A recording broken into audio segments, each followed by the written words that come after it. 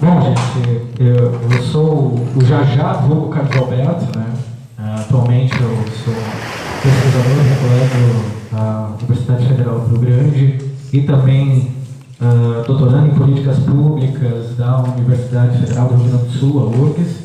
Então, a gente traz contribuição de duas universidades sobre o protagonismo da FURG, né, que eu acho que é importante aqui complementar seu Irandir também, que agora veio nosso companheiro pesquisador aí, contribuindo também para o debate. E, bom, a gente está apresentando aqui então um momento sobre a construção e consolidação de um subsídio, né, para a consolidação desse plano de manejo da unidade de conservação, que é o Refúgio da Vida Silvestre do Mole Leste. Então, acho que é importante reiterar o que o professor Eduardo Fornec já colocou, que a gente adotou o mecanismo de metodologias participativas, né, de levantamento participativo de informação. Então, foram mapeados diversos grupos de interesse, né, atores sociais que compõem o interesse sobre a questão da gestão e implementação dessa unidade de conservação, e foram produzidas uma série de metodologias justamente para trazer e incorporar essas demandas, incluindo uma audiência pública local na comunidade, que por uma conjuntura de fatores, né, acabou não tendo uma representatividade que nós almejávamos, apesar de ter vários atores que estiveram contribuindo e aportando também para esse debate. Bom, eu queria primeiramente, né, destacar novamente o que o professor colocou e também o secretário da NUB, que isso deriva então do contrato quadripartite, com termo aditivo também foi feito em 2019 para conclusão. E aqui eu gostaria então de reapresentar o nosso coordenador, o Eduardo Fornec, tá? A professora Jaqueline Dorigon, também da FURG do campus de São Lourenço do Sul. Bom, quem vos fala, o Carlos Alberto, a pesquisadora também, bióloga e gestora ambiental, a Kellen, que se encontra ali também, e a Franciele e a Laís, ambas graduandas em agroecologia também, pesquisadoras e estagiárias aqui no contexto do projeto. Qual é o objetivo dessa unidade de conservação, né? A gente já tem clareza, a gente fala de um refúgio da vida silvestre, ou seja, uma unidade de proteção integral, segundo a categoria do Sistema Nacional de Unidade de Conservação, que é proteger os leões marinhos, né? O nome popularmente conhecido aí pelos nossos pescadores, nossos membros da comunidade como os lobos, né? E qual é a nossa perspectiva que a gente adota para conseguir construir e trazer a elaboração desse plano de manejo? Proteger os leões marinhos passa necessariamente pela proteção da pesca artesanal, pela proteção dos pescadores artesanais. E aí é uma tese que a gente defende também e que a gente vai explanando aí ao longo da apresentação do nosso plano de manejo. Bom, a gente tem um conjunto de normas aplicáveis, né? Eu não vou transcorrer todas, que derivam desde a Constituição até a própria instituição,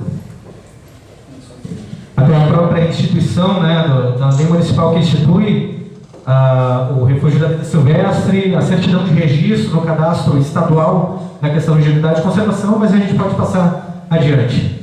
Então, como vocês podem ver na imagem, né, a área em que a gente dispõe ali do Refúgio da Vida Silvestre é a porção mais ao final do Mole Leste. Do Mole Leste, isso. Né? Então, a gente percebe ali, junto com a sua zona de amortecimento, tá? Que compreende esse raio, né? E se a gente passar mais um slide, retirando a área territorial do município de Rio Grande. Aqui a gente traz uma questão jurídica que um município, né, ele acaba não podendo legislar sobre o território de outro município, né? O que traz uma necessidade de exclusão territorial, quando a gente fala das zonas de amortecimento, do município de Rio Grande, mas não impedem que recomendações sejam observadas e internalizadas depois para a esfera municipal do município de Rio Grande, eventualmente. Bom, aqui então a gente tem um mapa de uso e cobertura do solo, conforme as estruturas que a gente mapeou em campo. Como é que é, perdão?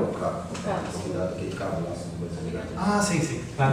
Obrigado. Então a gente tem um mapa de uso e cobertura do solo que compreende desde as áreas urbanas que foram indicadas, a estrutura da vegetação de restinga, né? Algumas áreas degradadas também que foram encontradas, que acabam sendo incorporadas. Depois, no final do plano, a gente apresenta um conjunto de programas são importantes e relevantes aí para essa construção desse debate, e a área da provável sede do refúgio da vida silvestre, né, ali nas antigas ruínas, nas famosas, popularmente conhecidas como Santa Casa, né, é onde pretende-se então a consolidação da nova área de sede para essa unidade de conservação. Por favor. Aqui em maior detalhe a gente consegue observar então, né, como é que se distribui, né, a área urbana, a parte de área mais degradada abaixo, a área com marismas, com restingas. São vários ambientes que agora a gente vai mostrando também. Eu acho que é importante a gente colocar os ambientes de marismas, que a gente fez todos esses ambientes foram percorridos exaustivamente também para conseguir identificar as espécies de fauna, de flora, né, as questões de áreas de transição entre dunas e marismas. Pode passar. A vegetação arbórea, arbustiva das restingas, as matas de restingas também que foram identificadas. Dunas embrionárias e frontais, que também apresentam características geomorfológicas e de vegetação distintas. Áreas degradadas também, do ponto de vista dos ambientes, né, em virtude de atividades agropastoris, e a disposição de resíduos sólidos. As zonas de praia também, né, então são vários ecossistemas, várias unidades de paisagem, digamos assim, que a gente vai cobrindo. Pode passar. A própria área dos moles. E, enfim, e aí a gente teve algumas metodologias que foram implementadas para conseguir levantar um conjunto de informações de dados primários. O que são os dados primários? São dados levantados em campo, né? Para além do levantamento de dados secundários, que vem do ponto de vista de referencial bibliográfico, das publicações que já foram feitas, também foram feitas muitas expedições em campo para conseguir fazer esse levantamento, né? Então a gente tem as datas de algumas expedições e também de levantamentos de dados secundários a respeito de vários grupos vegetais e da fauna também que compõem aves, mamíferos, répteis, etc. Bom, foram encontrados então mais em torno do levantamento primário, do que a gente fez em campo, foram encontradas em torno de 165 espécies vegetais, né? 52 famílias botânicas, 8 espécies ameaçadas de extinção, 3 espécies endêmicas do Brasil, uma espécie exclusiva do Rio Grande do Sul. Né? Então, se a gente pegar tanto o cenário de Brasil como o cenário de Rio Grande do Sul, a gente observa algumas espécies categorizadas como quase ameaçadas, em perigo, vulnerável. No caso do Rio Grande do Sul, criticamente ameaçada, em perigo, vulnerável, né, e assim por diante. Então, aqui tem algumas das espécies, né? A gúnera, aqui o taparum portulacoides, a salicórnia, enfim, várias espécies que estão nesse registro e são classificadas com algum grau de vulnerabilidade, digamos assim. Bom, dos dados secundários também, algumas informações, principalmente da gúnera, acabaram se reproduzindo, mas também foram identificadas outras espécies, né, em perigo ou vulnerável. E essas espécies levantadas do levantamento secundário são espécies de provável ocorrência, que por inúmeros motivos acabam não sendo possíveis identificar em campo, por questões sazonais, por questões de distribuição, mas são espécies prováveis, né, de se encontrar a partir de outros levantamentos de bancos de dados, de herbários, de outros locais, né, do nosso estado. Não sei se está correto, professor. Isso? Bom, e sobre a questão do levantamento de fauna também, a gente conseguiu, no levantamento primário, identificar em torno de 65 espécies, secundário 244 espécies, aí tem várias instituições também, né, que também tem esses registros, esses bancos de dados levantados, né, 27% da fauna regional, 4 espécies somente também na questão dos dados primários, né, eu acho que esse lista aqui, a sarapura crispotis, a polícia inglesa, sabiá do banhado, canário do campo, assim por seguinte. 12 espécies migratórias, 200%, 18%, a maioria migrante do verão do hemisfério norte. Então é isso, a gente tem, por exemplo, o registro do Leolemos aqui na base dos moles, mas também próximo à área de dunas, né, professor? Foram encontrados alguns exemplares, a questão do tucutuco, algumas espécies de maçarico, várias espécies também de plantas herbáceas e algumas plantas arbustivas ameaçadas também, né? Bom, E aí a gente também entra aqui numa questão dessa operacionalização, então, desse procedimento mais participativo de levantamento de dados, né? Que acabou envolvendo, então, vários aspectos, desde de varreduras de praia, que a gente foi conversando com veranistas e usuários, de forma geral, na parte de faixa de praia, também a conversa com setores e próprias instituições de educação também na área da comunidade da Barra, diversas conversas com membros da comunidade, representantes de instituições aqui, por exemplo, o Sr. Inandia, que representa a nossa colônia de pesca dos pescadores artesanais. Então foram conduzidos diversos espaços de debate e arenas ali, que nós chamamos no campo do conhecimento da área do levantamento participativo, as arenas de construção sobre essas implementações de processos participativos, né? Então a gente circulou aí durante várias expedições de campo, né, tentando conversar ao máximo possível com representantes institucionais, com pessoas, usuários, pescadores, que estavam fazendo uso do espaço de forma direta ou de forma indireta. Bom, e aí a gente tem alguns resultados interessantes também do processo de varredura de praia, que a gente acabou trazendo para cá alguns resultados mais relevantes, assim, mais gritantes, né, a partir desse levantamento. Por exemplo, nós temos que 68% das pessoas que nós entrevistamos nunca ouviram falar do refúgio da vida silvestre no Mole Leste, né? E se a gente traçar isso e tentar destrinchar um pouquinho, bem que vocês avisaram, né? Entre moradores locais e moradores de outros municípios que estavam aqui visitando, coloca essa barreira física aqui que ajuda a não transpor, né? Mas se a gente pegar e dar uma olhada aqui na estrutura, não há diferenciação entre as pessoas que fazem uso direto ou indireto dos moles de municípios de outras localidades e do próprio município de São José do Norte, né? Aqui a gente está numa dimensão de conhecer o refúgio da vida silvestre e aqui uma dimensão de conhecimento e uso dos moles propriamente dito, né? Então, a gente percebe que existe aí uma demanda, né, de necessidade de formação de pertencimento local e criação de uma cultura que comece a trazer à tona, né, esse debate da única unidade de conservação e uma unidade de conservação tão importante no espectro regional, nacional e internacional, né, do ponto de vista da conservação das espécies e do ponto de vista da garantia e de sustentação, né, de recursos naturais ao longo das gerações, né. Então, acho que é muito relevante a gente trazer esse debate justamente para tentar trazer a importância de definir ações de divulgação, ações de planejamento e ações de construção e difusão da informação por trás dessa questão do refúgio da vida silvestre e ações que façam que as pessoas se interessem pelo refúgio, façam e vivam, né, no seu cotidiano elementos também relacionados a essa questão do refúgio da vida silvestre.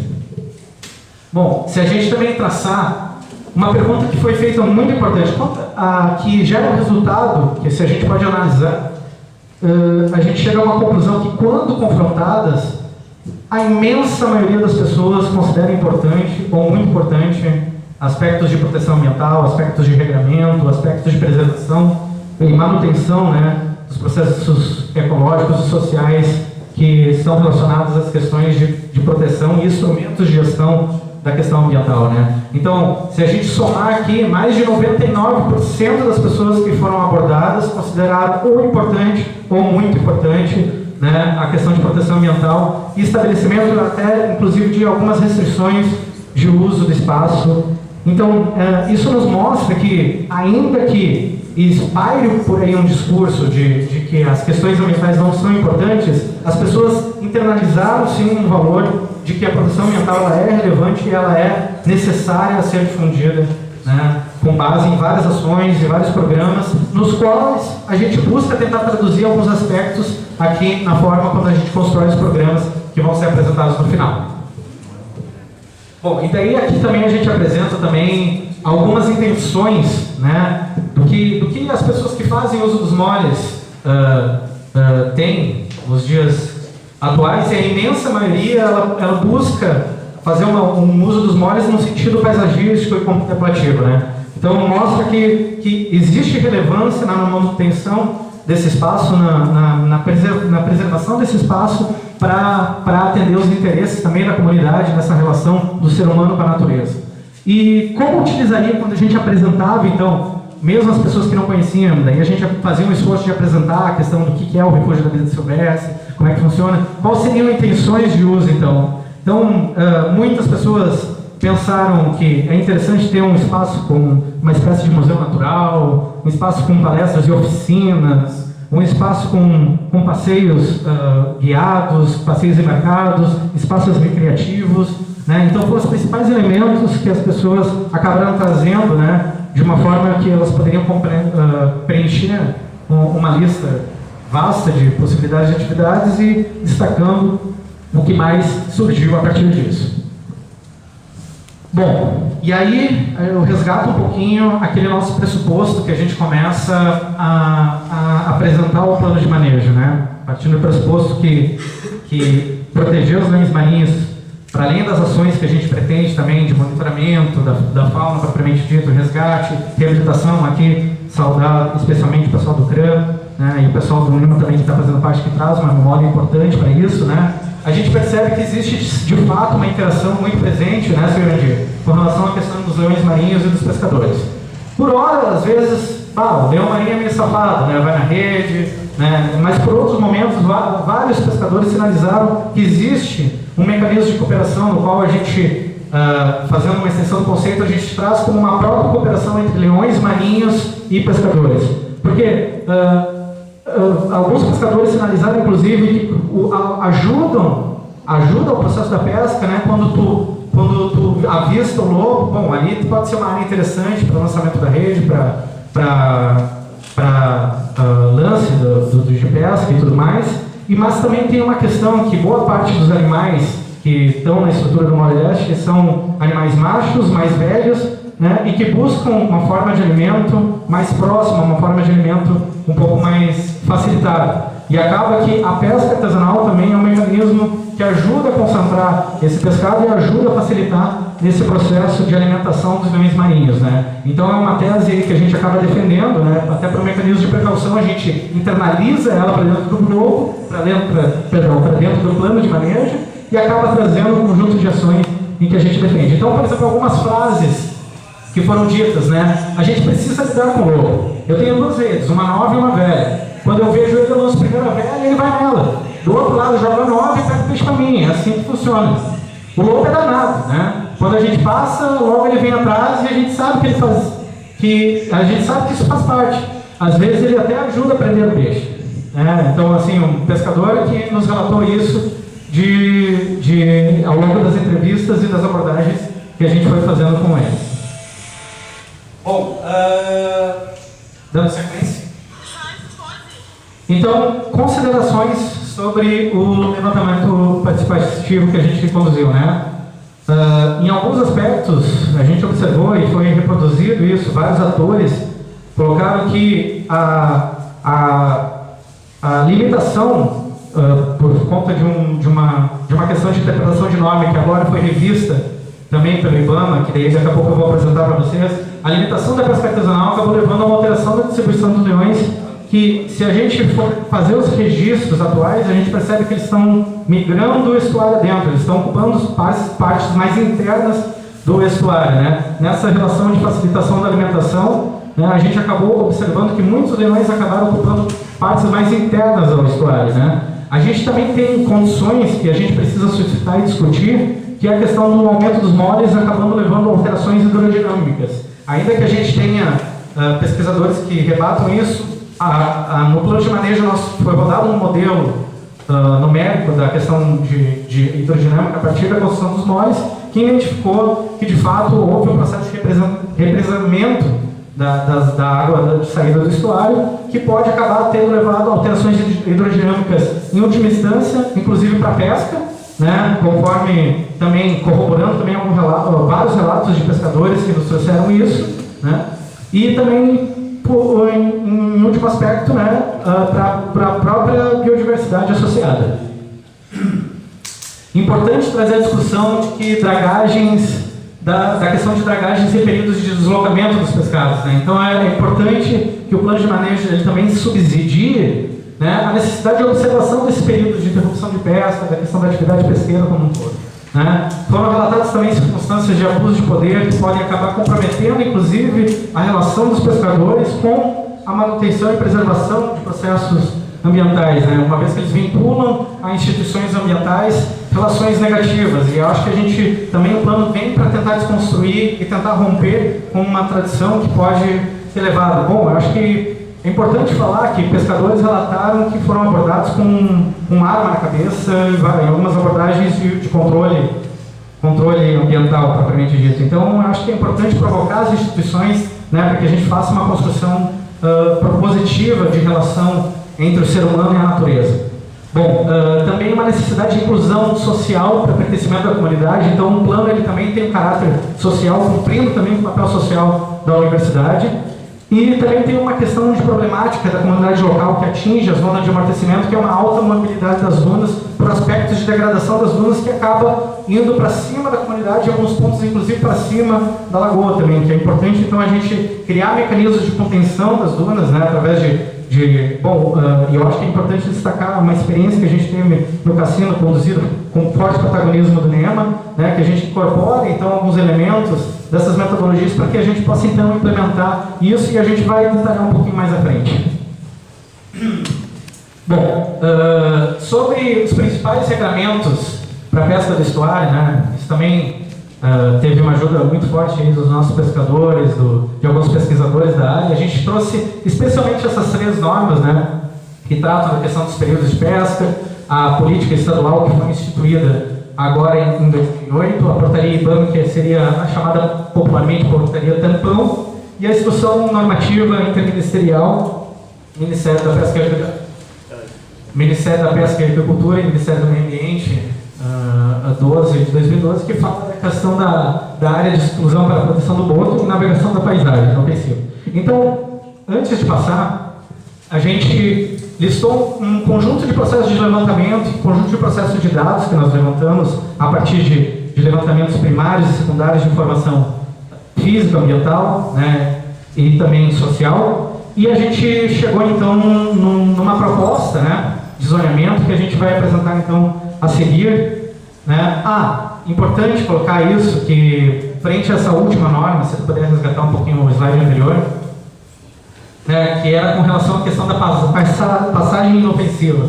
Havia então uma interpretação equivocada, né, que levou inclusive à abordagem de alguns pescadores artesanais, de que não poderia se passar pela parte da barra com a chamada passagem inofensiva, que seria não ter os petrechos em água, né, para que tu possa pescar em águas permitidas. E com isso foi provocado, né, um grupo junto com um fórum da Lagoa, né, que foi provocado também com participação de um professor da Faculdade de Direito, provocou o órgão ambiental para compreender então a norma que tratava dessa questão, e o IBAMA então foi taxativo dizendo que a interpretação da norma é literal. Podem então os pescadores passar de forma inofensiva na barra, desde que não esteja com os petrechos de águas. É isso, né, senhor Andir? Então é isso mesmo.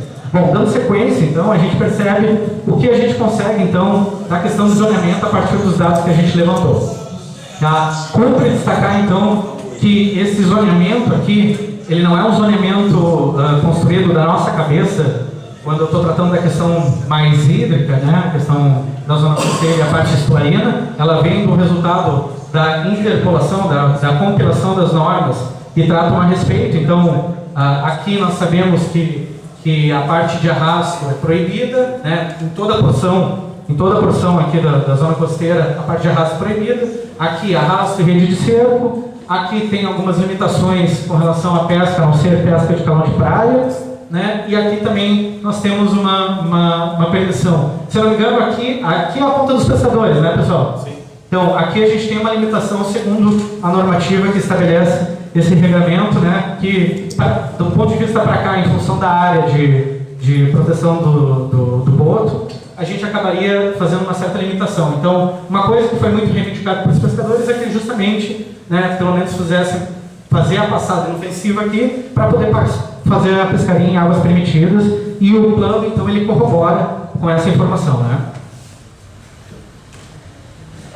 Eu acho que em detalhe aqui também, quando a gente fala das zonas do ponto de vista mais da parte do território, como é que estou de tempo, pessoal?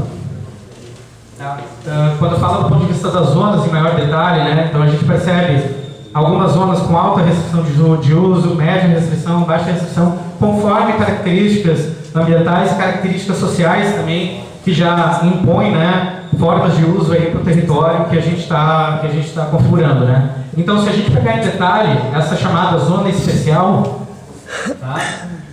Um dos problemas levantados justamente é a automobilidade de dunas, né, que a gente diz também dunas vivas, né, que as dunas vivas, elas são vivas porque elas justamente não têm vegetação, não tem vida nela, né. As dunas em si acabam tendo alta mobilidade, né, e elas acabam tendo aspectos críticos se a gente considerar, por exemplo, a zona de contato com a comunidade aqui e também a zona de contato aqui com a área que eles usam como estrada, que está na beira aqui da lagoa, né, e outros aspectos de acesso, para garantia de acesso à praia por parte dos moradores, né. Então, aqui leva então a uma série de construções de ação para garantir essa questão de acesso, uma necessidade de contenção dessas dunas e construção de manejo para essas dunas nessa área que compreende então a zona de amortecimento da unidade de conservação. Bom, então, algumas considerações e principais considerações a partir do debate e, obviamente, do ponto de vista do diagnóstico e da construção, a gente não traz de forma exaustiva todo o debate. A gente pretende, se todos preencheram uma lista de e-mail, a gente pretende, então, após essas contribuições, enviar a todas e todos o plano de forma digital, né, para que a gente possa ter um debate um pouco mais exaustivo ali dentro desse plano de manejo, mas alguns aspectos gerais que a gente julga importante trazer aqui para a comunidade de São José do Norte, pesquisadores e atores que tenham interesse na temática da gestão da unidade de conservação, é que o plano sustente então essa garantia de livre passagem e áreas de permissão de pesca, né? E quando eu falo áreas de permissão de pesca, eu falo especialmente da questão da pesca artesanal, né? O plano ele tem de fato internalizado essa questão de proteção e defesa da pesca artesanal, tá? O uso do espaço da sede, da zona de amortecimento para atividades da comunidade, então é importante que a gente tenha um espaço, uma unidade de conservação aberta ao uso da comunidade, né? Foi destacado isso em algumas conversas que nós fizemos. O vereador que estava ocupando a mesa, desculpa, acho que foi atento ao telefone. Bom, eu acho que era importante, eu queria sinalizar para ele também, que é justamente, assim, para o vereador, acho que é importante a gente sinalizar que, devido às aproximações que a gente fez para a comunidade, surgiram muitas e muitas demandas para a gente construir espaços de viabilização de projetos e de programas junto à comunidade, utilizando a área da sede do Refúgio da Vida Silvestre, da área do Refúgio da Vida Silvestre e também da zona de amortecimento. Outro elemento, né, que eu acho que é importante para a gente demarcar a importância do Fórum da Lagoa dos Patos e que a gente deve observar as deliberações do Fórum da Lagoa dos Patos, uma entidade plural, representativa, participativa, democrática, né, nesse momento em que a democracia ela acaba sendo limitada por vários aspectos, é importante a gente sustentar as instituições que preservam a democracia. Faça importante também a representação da unidade de conservação junto ao Fórum, né, em que tenham representantes desses atores da unidade de conservação dentro do Fórum e vice-versa, né, que essas representações do Fórum também componham os colegiados, as estruturas colegiadas, por exemplo, uma Câmara Técnica dentro do Conselho do Meio Ambiente que trate da temática da unidade de conservação.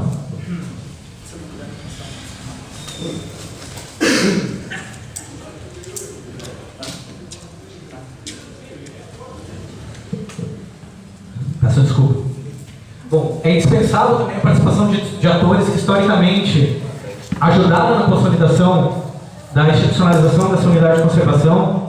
Aqui a gente usa como exemplo o próprio NEMA, né, que tem um papel muito protagonista nessa consolidação da institucionalização da unidade de conservação e que se faça presente também em espaços de discussão como a própria Câmara Técnica Permanente, inclusive também no processo de implementação dos programas que a gente está prevendo aqui.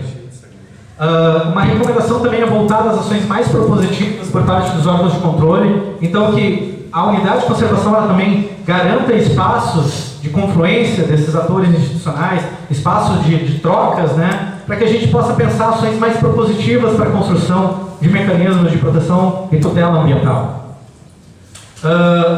Também tem alguns aspectos que terá que ser estabelecido algum regramento, né, uma restrição de circulação de veículos da faixa de praia, quando a gente fala da faixa de praia dos moles, a zona do balneário também. Então é importante a gente estabelecer alguns mecanismos de restrição por conta dessa importância e dessa biodiversidade associada. A gente está falando de espécies migratórias de grande relevância para o cenário ecossistêmico local.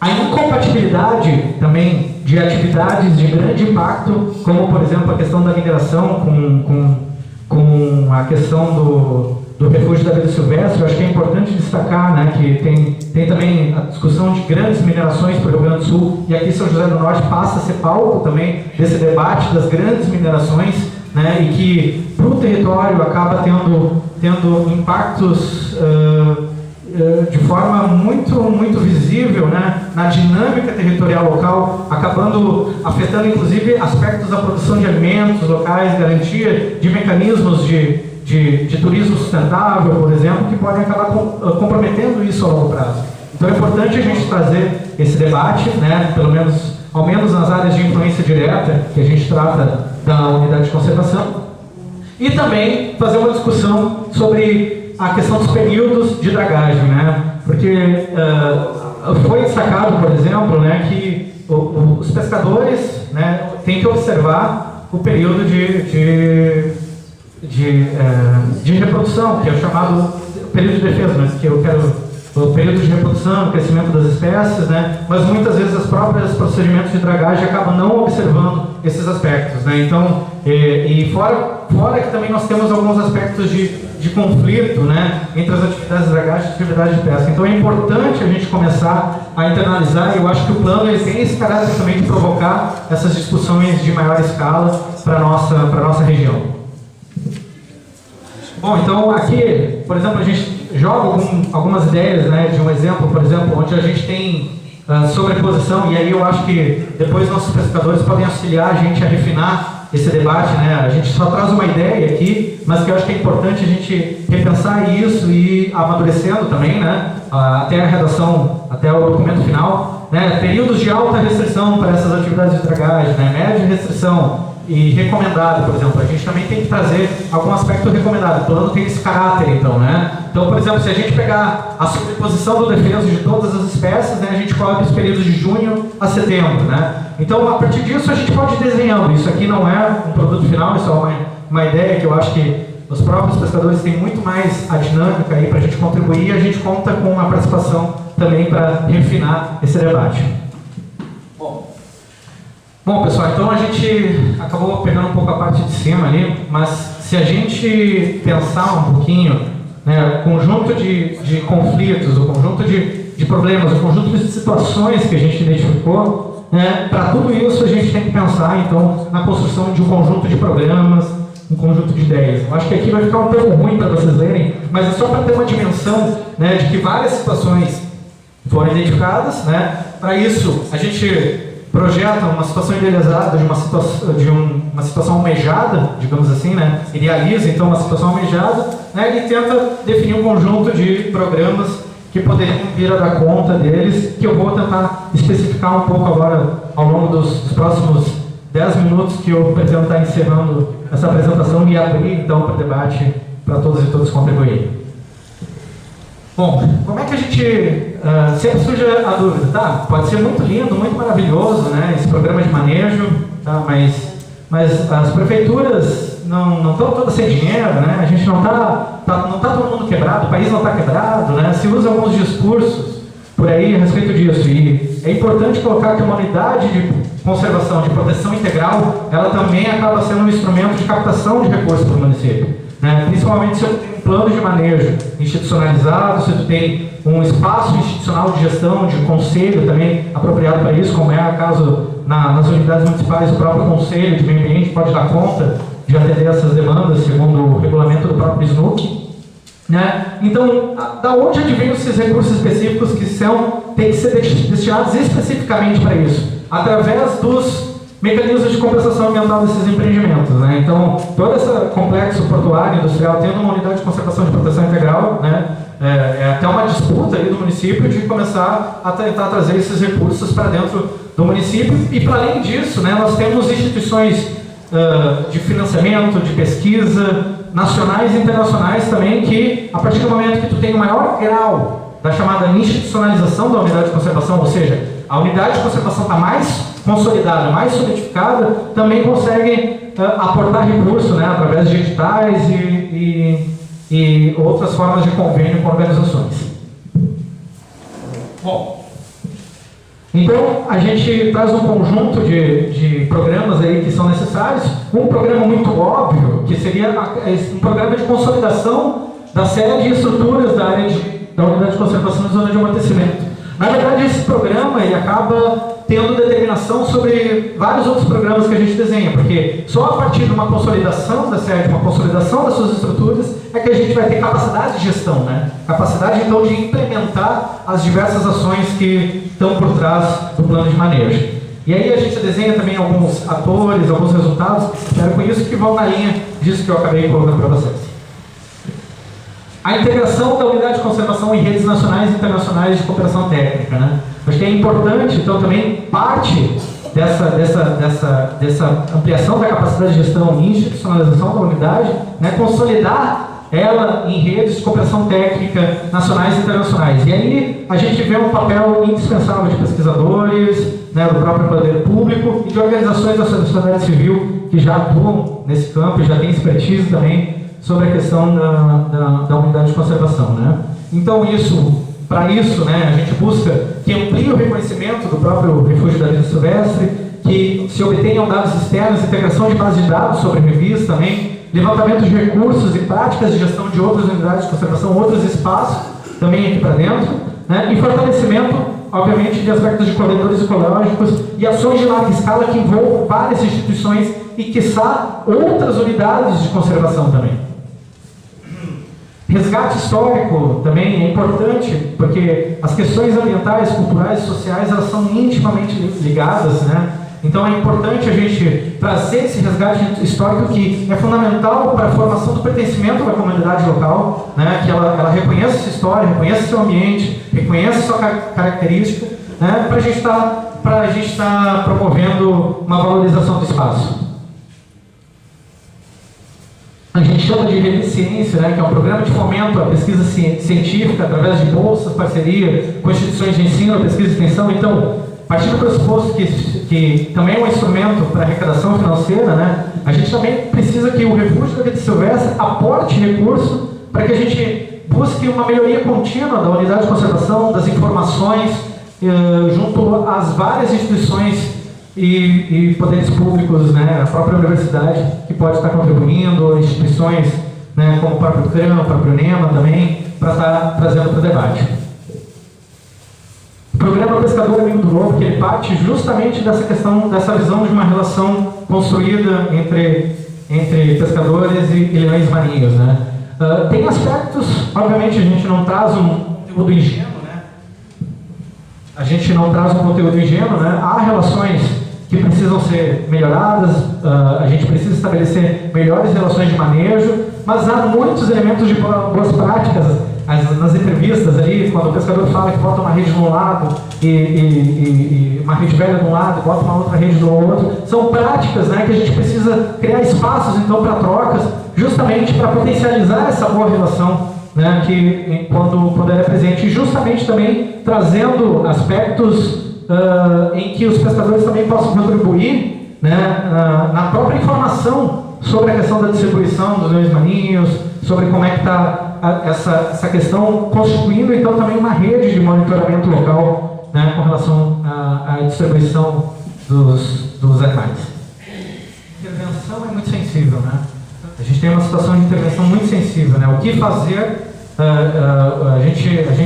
Eu acho que é difícil que alguém tenha uma resposta pronta, né, do que fazer, mas que a gente precisa iniciar um processo de monitoramento, né, da distribuição desses resíduos, monitoramento do lençol freático, para que a gente compreender o grau de contaminação. Porque poderia se pensar, vamos fazer uma manta verde, botar uma espécie vegetadas em cima. Primeiro que, dependendo do que tiver de contaminação, nada vai sobreviver. E segundo que, se tu pode acabar fazendo isso com um alto grau de contaminação embaixo, o que pode acabar comprometendo ainda mais o horizonte, né? Então, naquela faixa, ali naquela zona de concentração de resíduos, a gente precisa iniciar, para conseguir subsidiar ações de gestão, a gente precisa iniciar com urgência um processo grande de monitoramento, tanto dos resíduos quanto da própria estrutura do lençol freático também.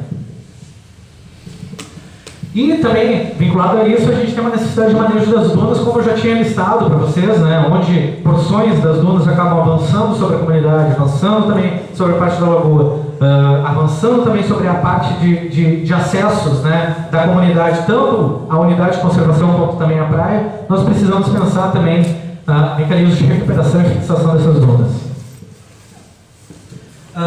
Programa de boas práticas agrícolas. A gente tem algumas atividades agropastoris ali, né, e que, para a gente tentar fazer um aspecto coerente, né, a zona de amortecimento de uma unidade de conservação, trazer experiências de boas práticas de agricultura familiar, trazer experiências que já vêm sendo conduzidas. Aqui a gente tem professores que trabalham junto com o curso de agroecologia, que trabalham junto com os cursos de educação ambiental, as pesquisadoras aqui também que atuam no curso de agroecologia. Então, são muitas práticas, né, que podem ser internalizadas para a gente pensar mecanismos de minimização de alguns impactos, algumas antigas formas de se pensar a relação com a terra, né, e o do produtor rural. Então, é importante a gente pensar em consolidar isso como uma proposta de um plano de manejo.